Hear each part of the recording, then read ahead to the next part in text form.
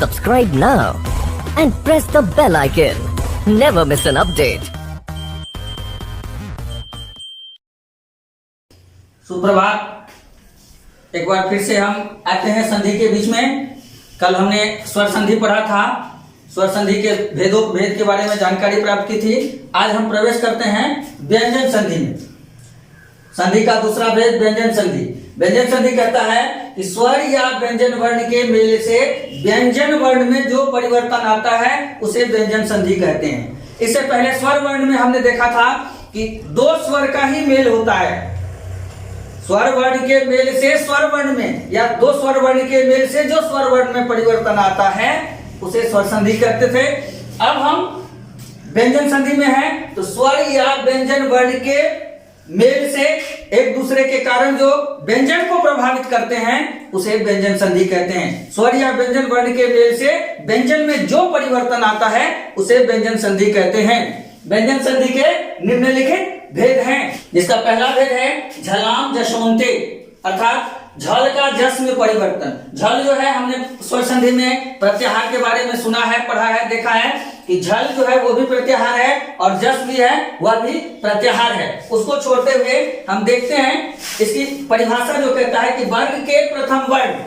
अब मित्रों वर्ग कहता है व्यंजन वर्ण, स्वर वर्ण, व्यंजन वर्ण और अयोगवाह वर्ण। वर्णमाला में हम आप जानते हैं कि वर्णमाला 3 भाग में बटा हुआ है, स्वर, व्यंजन और अयोगवाह।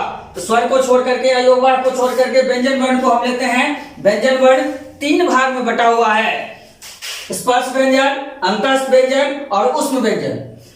कहता है क से लेकर के म तक का जो वर्ण होता है वह स्पर्श व्यंजन कहलाता है। इसी को वर्ग भी कहते हैं। यह जो होता है वह 5 भाग में बटा हुआ है, क से लेकर के म तक, यानी कवर्ग, चवर्ग, टवर्ग, तवर्ग और पवर्ग। क, च, ट और त, प, ये 5 स्पर्श व्यंजन हुए। उसके बाद य, र, ल और व अंतस्थ व्यंजन हुए और तीनों श और ह उष्म व्यंजन कहलाते हैं। तो स्पर्श व्यंजन अर्थात वर्ग, कवर्ग, चवर्ग, टवर्ग, तवर्ग और पवर्ग, उसका पहला वर्ण कवर्ग में अंतर्गत आता है क, ख, ग, घ, अंग। चवर्ग में आता है च, छ, ज, झ, य। टवर्ग में आता है ट, ठ, ड, ढ और ण। तवर्ग के अंतर्गत आता है त, थ, द, ध, न और पवर्ग में आता है प, फ, ब, भ, म। ये हम आप सब जानते हैं।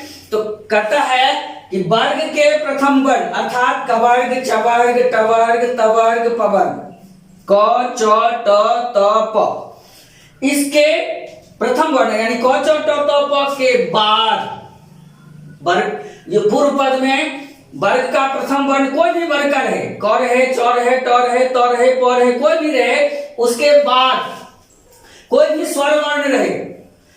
इन वर्ग के प्रथम वर्ण के बाद कोई भी स्वर वर्ण रहे या वर्ग का, किसी भी वर्ग का तृतीय वर्ण या चतुर्थ वर्ण रहे या फिर य, र, ल, व, इतने वर्णों में से कोई भी वर्ण यदि आगे है तो वर्ग का प्रथम वर्ण, वर्ग का जो प्रथम वर्ण है यानी क, च, ट, त और प, पूर्व पद में इसमें से कोई जो भी वर्ण है वह अपने ही वर्ग का, क है तो क का, च है तो च का, ट है तो ट का, त है तो त का और प है तो प का तृतीय वर्ण में यानी क ग में परिवर्तित हो जाएगा, च ज में परिवर्तित हो जाएगा, ट ड में परिवर्तित हो जाएगा, त द में परिवर्तित हो जाएगा और प ब में परिवर्तित हो जाएगा। कहता है वर्ग के प्रथम वर्ण के बाद किसी भी वर्ग, कोई भी स्वर वर्ण हो या किसी भी वर्ग का तृतीय चतुर्थ वर्ण रहे या य, र, ल, व, इतने वर्णों में से कोई यदि एक वर्ण रहे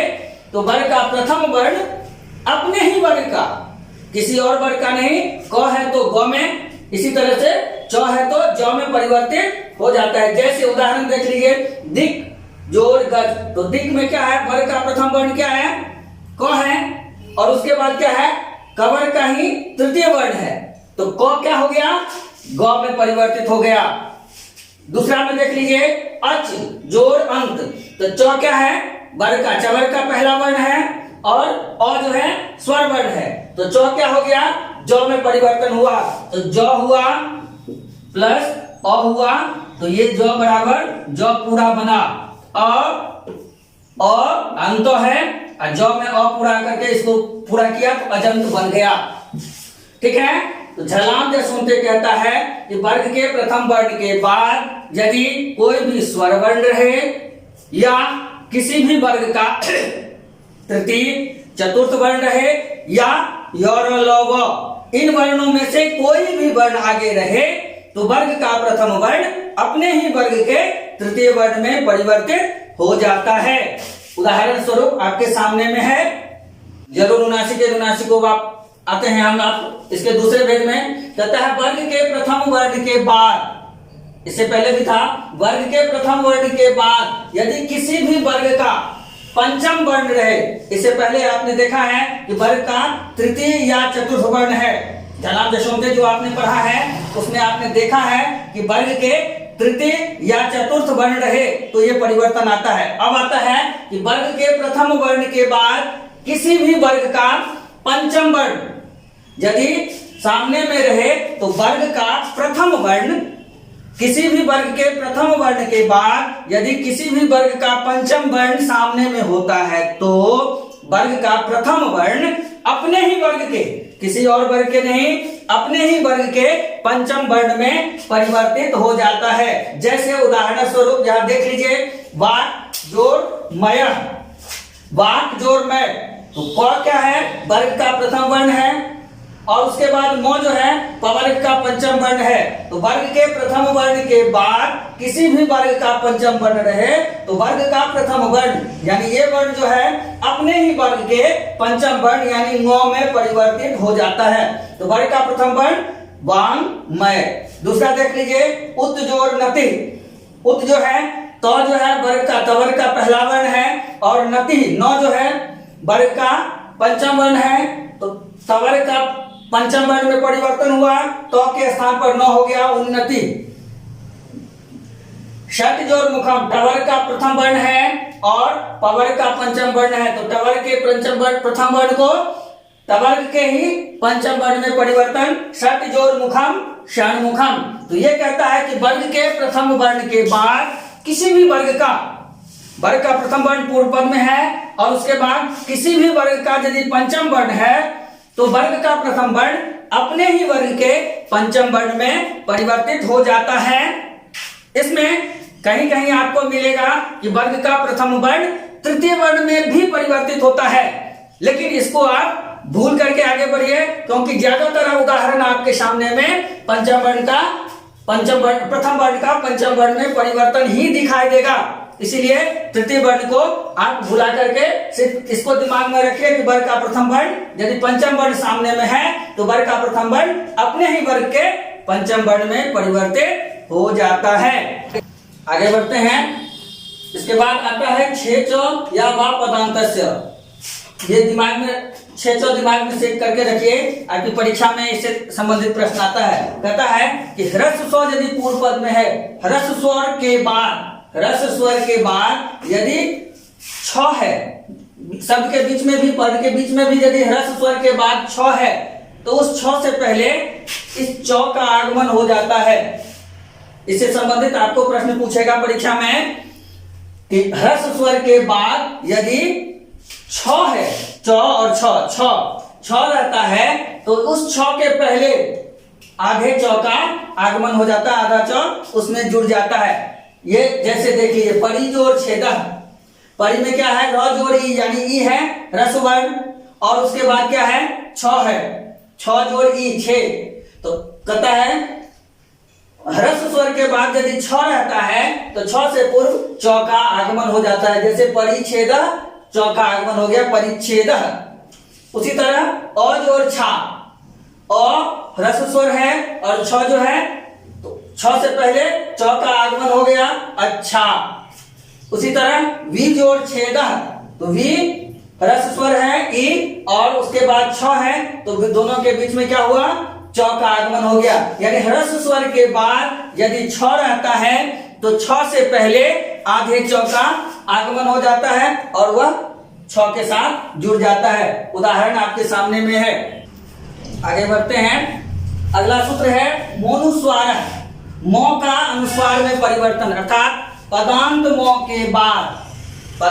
के बाद यदि किसी भी व्यंजन वर्ण को हम आगे देखते हैं, हमारे मौ के बाद यदि कोई भी व्यंजन वर्ण आगे रहता है तो पदांत मौ का अनुस्वार में परिवर्तन हो जाता है। ये नियम कहता है। ध्यातव्य है, यहाँ एक चीज ध्यान देने योग्य होता है कि पदांत मौ के बाद यदि कोई भी वर्ग का 5 वर्ग है, कवर्ग, चवर्ग, टवर्ग, तवर्ग और पवर्ग है, तो उसके अंतर्गत यदि कोई भी वर्ग का वर्ण आगे है तो मौ का उसी वर्ग का पंचम वर्ण हो जाता है। विकल्प से हम यदि चाहें तो वह नहीं भी कर सकते हैं, चाहें तो कर भी सकते हैं। जैसे देख लीजिए, सम जोड़ करह बराबर संकरह, ऐसे भी लिखते हैं और संकरह ऐसे भी लिखते हैं। यह हमारे ऊपर निर्भर करता है कि हम ऐसा लिखें या ऐसा लिखें। यह विकल्प से होता है, जबकि माना जाता है संस्कृत में कि ये जो लिखा हुआ है अंगों मौ का अंगों में परिवर्तन वह शुद्ध माना गया है, फिर भी इसको भी सही मानता है। तो वह हमारे ऊपर निर्भर करता है कि हम विकल्प से कौन सा रखें। तो यदि पदांत मौ के बाद कोई भी व्यंजन वर्ण रहता है तो पदांत मौ का अनुस्वार में परिवर्तन हो जाता है, या फिर यदि वर्ग का वर्ण है तो पदांत मौ उसी वर्ग का, जिस वर्ग का आगे वाला वर्ण है उसी वर्ग का पंचम वर्ण में परिवर्तित हो जाता है। जैसे यहां देख लीजिए, सम जोड़ सारह, सम में पदांत मौ है, उसके बाद स व्यंजन वर्ण है तो पदांत मौ का अनुस्वार में परिवर्तन हुआ संसारह। उसी तरह स्वयं जोड़ वरह, स्वयं में मौ हुआ और वह जो है क्या है, व्यंजन वर्ण है तो स्वयं वरह। इसी तरह और भी उदाहरण है। ध्यान देने योग्य होता है कि यदि पदांत मौ के बाद कोई भी स्वर वर्ण आगे है, व्यंजन वर्ण है, तो पदांत मौ का अनुस्वार में परिवर्तन होगा। यदि व्यंजन वर्ण नहीं है, स्वर वर्ण आगे है, तो उसमें कोई परिवर्तन नहीं होता है और पदांत मौ को आगे वाला स्वर वर्ण जो है सो पूर्ण कर देता है, तदनुकूल रूप बन जाता है, उस स्वर वर्ण की मात्रा उसको पूर्ण कर देती है। तो ये ध्यान रखना है कि स्वर वर्ण है तो परिवर्तन नहीं होगा, यदि व्यंजन वर्ण है तो मौ का अनुस्वार में परिवर्तन हो जाता है। मित्रों ये देख लीजिए, ये बहुत ही इंपॉर्टेंट है और इसमें से एक ना एक उदाहरण परीक्षा में रहता ही रहता है। ये जो आपके सामने में है कि यदि तो के बाद, पदांत तो के बाद यदि तालव्य स्व रहता है, कहीं कहीं आपको मिलेगा तो या दो, भूल के चलिए तो रखिए, तो का ही दो में परिवर्तन होता है, इसलिए सिर्फ तो दिमाग में रखिए। तो के बाद यदि तालव्य स्व रहता है तो के स्थान पर चौका और छ के स्थान पर छ का आगमन हो जाता है, यानी तो चौ में और तालव्य स्व छ में परिवर्तित हो जाता है, छ में परिवर्तन हो जाता है। जैसे या उदाहरण स्वरूप देख लीजिए, तत् जोड़ शिक्षा, तो तत् में पदांत क्या है, तो है, और शिक्षा का आरंभ क्या है, श है।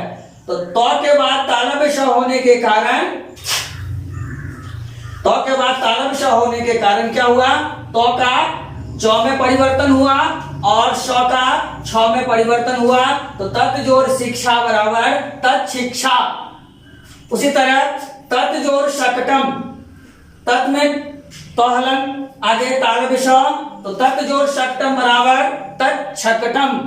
उसी तरह उत जोड़ श्रृंखल, उत में तालव्य तो और उसके बाद तालव्य श है, उत जोड़ श्रृंखला उत श्रृंखला।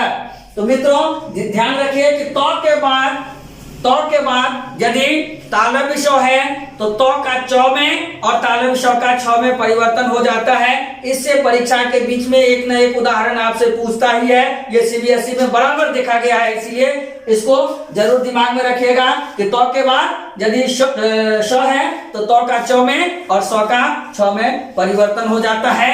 ये हमारा व्यंजन संधि था। इसके बाद कुछ अंश विसर्ग संधि का है जो हम कल चर्चा करेंगे। उसके बाद हम आगे बढ़ेंगे, समास के में घुसेंगे, तो कल हम व्यंजन संधि को विसर्ग संधि को पढ़ेंगे। इसका आप लोग रिवीजन कर लीजिएगा, देख लीजिएगा, कोई प्रॉब्लम है तो प्रश्न कर लीजिएगा। धन्यवाद।